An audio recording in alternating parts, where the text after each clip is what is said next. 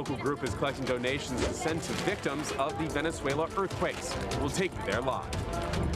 It's a major ruling from the Supreme Court surrounding mail-in ballots. We'll tell you what it means for us here in San Diego County. We'll take you back inside the Millete murder trial. An investigator testifying about what Larry's Lexus shows the very day after Maya went missing. How long is too long at the beach? Why San Diego plans to limit parking at dozens of coastal lots. There's quite a bit of local buzz surrounding this year's National Pollinators Week. More on the importance of pollinators and ways to protect them in this Earth 8 report. The United States men's national team has their final practice here in Irvine before heading to the Bay Area to prepare for Bosnia and Herzegovina. A report from Irvine coming up.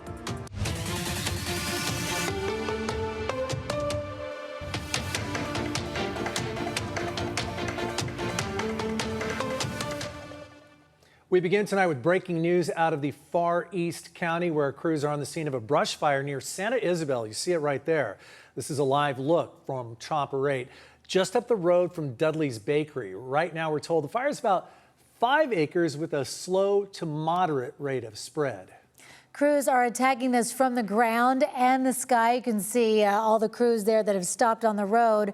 Looks like this is, I mean, you see part of your screen is green and the other part, wow, really brown and dry. Yeah, you see the wind blowing, though, away from the drier parts, and it's going up toward, there's some kind of facility up there which would operate. We're not seeing flames, so it looks like it would operation as a fire break right there. Right. And we see the traffic along, I believe that's the 79 there, not 100% sure. You see the traffic where I assume there are fire engines and crews right there battling it. Again, we know they're on the ground, and they told us that there have been drops from the air. A little bit of black smoke there mixed with a little bit of white, so still an active fire burning down on the ground. And you can see on that facility, it looks like it may be a greenhouse. I'm not sure, but you can see the telltale sign that a fire retardant has been dropped on that facility. And it does not appear that we're not seeing any flames at this point in the images we're looking at, and that's the good news. Okay, I'm just getting word from our producer, Brian Kugler, telling us this is some sort of dispensary facility. That's what we're looking at. So, of course, we're going to stay on top of this. This is Chopper 8 above the scene, and we're going to stay right on top of it and monitor and bring you any updates as we learn them. We'll have the latest details posted on CBS8.com. You can also follow us on social media or download our free CBS 8 app. You can have it right on your phone anytime.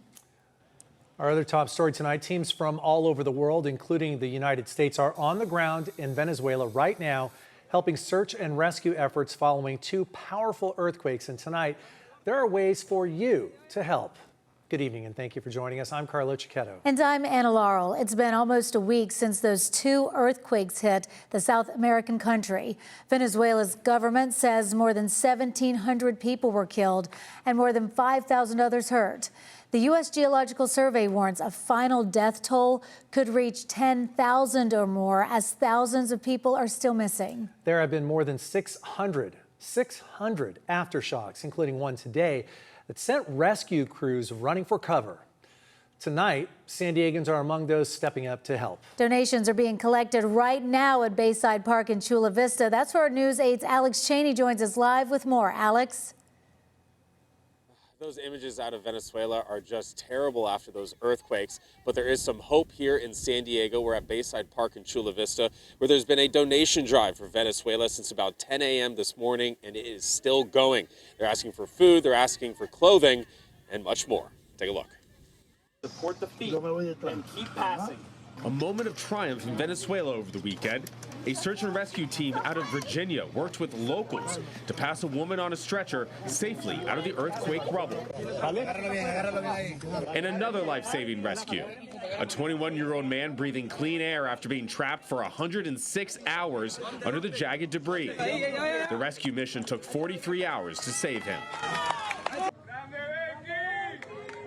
Emergency crews pulled this man to safety on Sunday after being stuck in the debris for 4 days as they yelled, "Very well done, Belky," and "Let's go, Belky," the name of the man rescued.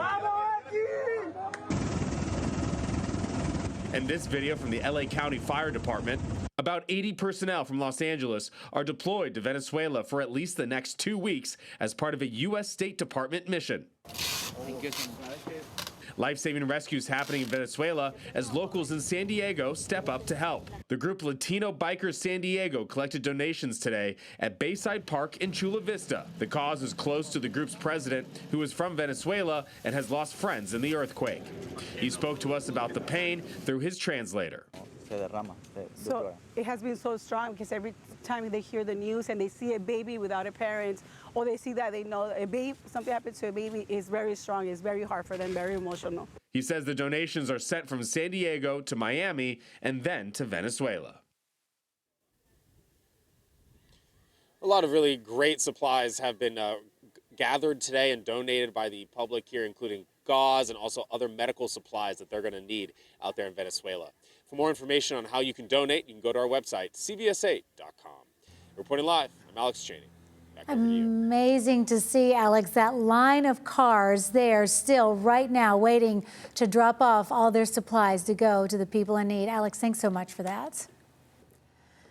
Now to the major ruling from the Supreme Court surrounding mail-in ballots. 2 conservative justices voted with the 3 liberal justices to keep current mail-in voting rules in place. News 8's Steve Price joins us live from the Registrar of Voters office with reaction and what it means for our election in November. Steve. It means that election, Carlo and Anna, is going to be exactly like the recent primary election we had, which means as long as your ballot is postmarked on or before Election Day and arrives here at the Registrar of Voters office within 7 days after the election, your vote will count. It is definitely not the decision that Donald Trump was hoping for. I think it was very detrimental to honest elections, but it is what it is. President Trump was dealt a defeat Monday by the Supreme Court, which preserved mail-in voting as we know it.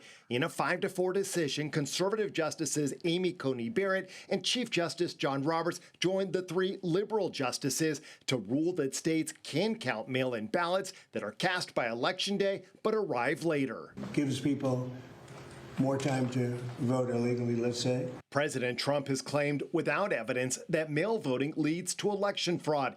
Here in California, ballots postmarked on Election Day are counted as long as they are received within 7 days. San Diego County's Registrar of Voters issued a statement to News 8 after today's court ruling, saying in part, the Registrar of Voters is aware of today's Supreme Court ruling and it has no effect on our current procedures.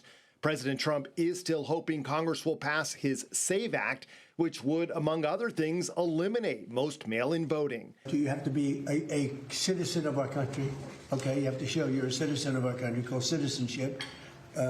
Voter ID by photo voter ID, and no mail-in ballots unless you're in the military, disabled, you're ill, or you're away, or even on a vacation. We're being very open about it. President Trump is claiming one big win today, the court voting 6-3 that a president can fire the heads of independent federal agencies, in this case, Federal Trade Commissioner Rebecca Slaughter. It gives me the right, and not me, it gives a president the right to do what the president should have the right to do. But it wasn't a total victory for the president, with the justices ruling Federal Reserve Governor Lisa Cook can stay in her job. The justices saying she needed some notice and opportunity to be heard before the president tried to remove her. So some big decisions today, and we are expecting even more big decisions tomorrow. Anna and Carlo, among them birthright citizenship, which will be a huge test for the 14th Amendment, which says anybody born on U.S. soil is an American citizen. We'll send it back to you in the studio. In the meantime, I know that you didn't get to speak with them, but you have to imagine that they are very relieved at the registrar not to have to incorporate big changes to how we perform our elections. Yeah, their big concern without question, Carlo, was how do we get this information to voters this quickly if we have to change for the November election? So without question, a huge sigh of relief all up and down the state from all the different registrars. Yeah, more big rulings from the Supreme Court coming down. Steve Price reporting live. Thanks, Steve. Week 7 of the Larry Millete murder trial focused on the day after his wife, Maya Millete, disappeared. An investigator testified about where Maya's body could have been dumped, when it likely happened, and why the desert remains a key focus. News 8's Jenny Day joins us now with the very latest. Jenny? Well, the day after Maya disappeared, Larry said he went to the beach with his young son. His phone was off for nearly 12 hours. Today, though, this district attorney investigator testified that they believe Larry pumped gas in Brawley. That's close to 200 miles east of us. However, there is no proof. These are the last known images of Maya Millete. She'd gone to the car wash, was preparing for her daughter's birthday trip to Big Bear, gets home just before 5 on January 7th, 2021, and is never seen again. Prosecutors say just hours later, around 6:30 a.m., Larry backs his Lexus SUV up to the garage, leaves, and doesn't return for nearly 12 hours. He says he went to the beach. Prosecutors say he dumped his wife's body in the desert. We discussed the video surveillance. Again, the day after she disappeared, it's the prosecution's theory Larry refueled in Brawley sometime before 11 a.m. The car's computer data shows it was last turned on or unlocked at 1:41 p.m. GPS to their home address was entered at 3:29 p.m., and surveillance shows Larry got home around 6 p.m. The investigators saying 444 miles were driven and are unaccounted for. Extensive searches were done in the Blythe, Quartzsite, Colorado River area, but still her body has not been found. It's a vast, open area that the Millete family was familiar with, having taken trips to Lake Havasu. The very next day, January 9th, 2021, a neighbor testified Larry asked him to do some repair paint work on his vehicle, saying it had been scratched up. The investigator also testified when he drove in that same area, their car also got scratched up. On cross-examination with the defense, they continue to suggest shoddy police work, saying license plate reader data from Border Patrol was no longer available when finally checked. Same with Sandag and freeway checkpoints, only stored for 90 days. Maya went missing in January. This surveillance footage was requested in August. And this is why we don't have proof of what exactly happened. And there are also no bank statements from that day, but prosecutors say that Larry could have paid in cash. Now, turning to tomorrow, prosecutors were just starting to get into cell phone records that they say show Larry with the 3 kids in tow went back to that very area where they believe Maya's body was buried less than 1 month later, while on a trip to the Grand Canyon. So we'll, of course, continue to keep you posted on what comes out of court. Live in Chula Vista, Jenny Day, News 8. Yeah, the biggest question here, what happened to Maya? They're trying to come up with some answers. Jenny, thank you for that. And again, no cameras are allowed in the courtroom during this trial, but we do have reporters in the courtroom every day. You can stay up to date with the latest developments online and on the go with our free CBS 8 streaming app. If you're heading to any of San Diego's beaches this summer, you'll want to pay attention to where and how long you park. The city of San Diego is moving forward with new restrictions at dozens of coastal lots. The plan affects more than 35 city-owned parking lots from La Jolla to Sunset Cliffs. Some lots will have new overnight closure hours, while 2 beach lots in Ocean Beach near the pier will have a new 4-hour parking limit. News 8's Brian White breaks down what you need to know, and we'll have details in the next half hour. Time is running out for Governor Newsom to finalize California's budget. We've got those details still ahead, plus a deadly crocodile attack near a popular tourist hotspot in Mexico. We hear from a Southern California family who witnessed it. And Team USA is getting ready for its next World Cup match. We'll hear from some of the players still ahead.